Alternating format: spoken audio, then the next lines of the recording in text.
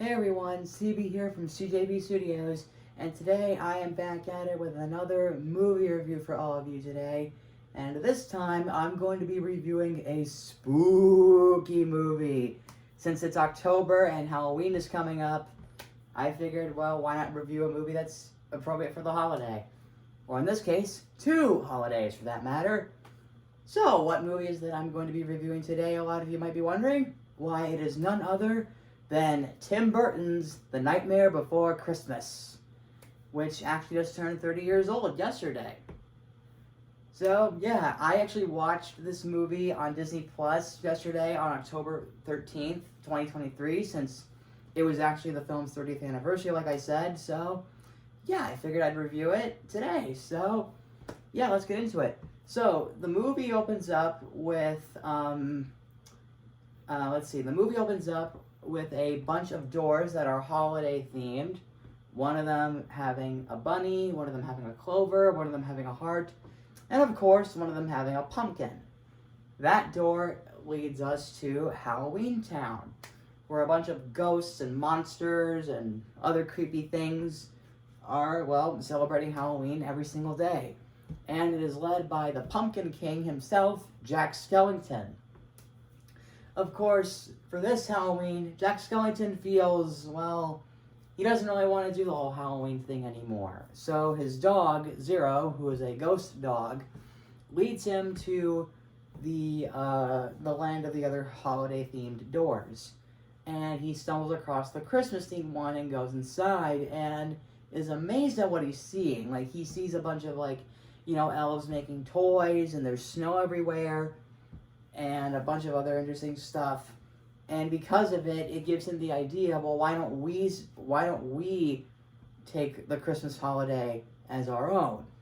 And of course, well, Sally, who is supposedly Jack's love interest, doesn't like the idea of it, but she goes along with it anyway. And Jack decides that Santa, or Santa Claus, or as he calls it, Sandy Claus, should get kidnapped. And, he gets kidnapped anyway thanks to the Oogie Boogie Man's henchmen, I believe. I forgot their names already. Like, I only saw the film once, but I know their names from the back of my head, but I forgot who they were. But they capture Santa, and Jack takes Santa's place and decides to deliver his own presents to the kids of Christmas Land. But in the process, he ends up causing chaos because every present he brings becomes, well, really scary. Like, for one instance, there's like a duck, chasing kids. There's a snake eating another kid's Christmas tree, and a bunch of other stuff. And Jack gets, shot down, and then he realizes that him, taking the Christmas holiday was a big mistake. And he feels terrible about it. But in the end, when he goes back to Halloween Town, Santa decides to, have it cover up with snow, and the movie ends with Jack and Sally singing and eventually falling in love with each other.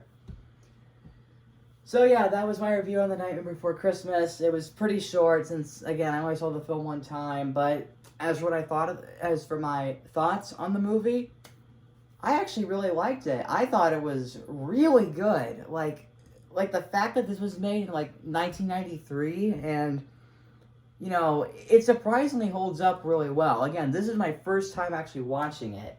And if that wasn't enough, another thing I really like is the stop motion animation. I mean, wow. Like, the fact that I've done stop motion animation for quite a long time, this is really impressive. Like, all the sets, all the character movements, everything about the animation just looks phenomenal. And I think it's really amazing.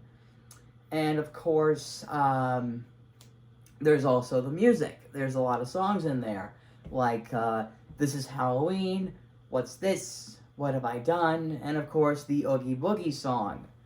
So yeah, one thing I find really interesting is the cast. I mean, the only actors I know, I remember so far is Catherine O'Hara, who voiced Sally. And for Jack's singing voice, it was actually Danny Elfman, the film's composer. And of course, there's Ken Page, who's the voice of the Oogie Boogie Man. So, that's pretty cool. So, yeah, like, honestly, again, since this is my first time watching the movie, all I can say is that I really loved it. I thought it was great. It was amazing. The animation was really good. The songs were really catchy and fun.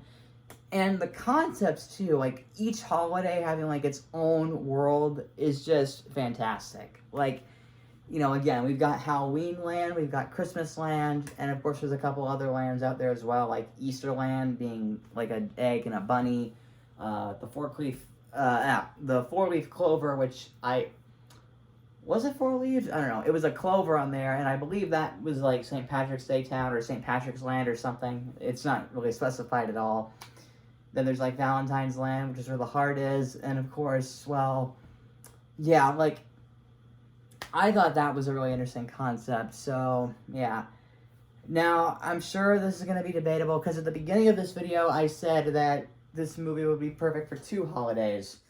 One being Halloween, and the other one being Christmas.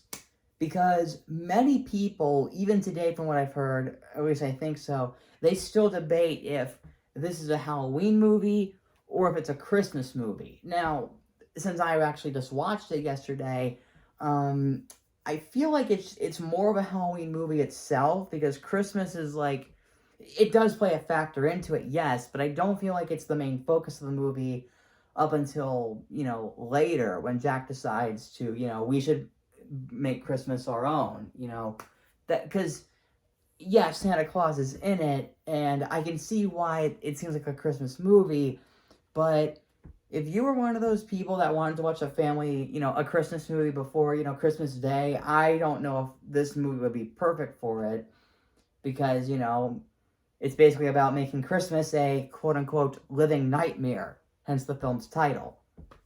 So, yeah, I can see that it's a mix of both, but I feel like it's more of a Halloween movie, if anything, than a Christmas movie, but I'll leave it up to you guys to debate that, since, people are still debating about it to this day, as far as I know.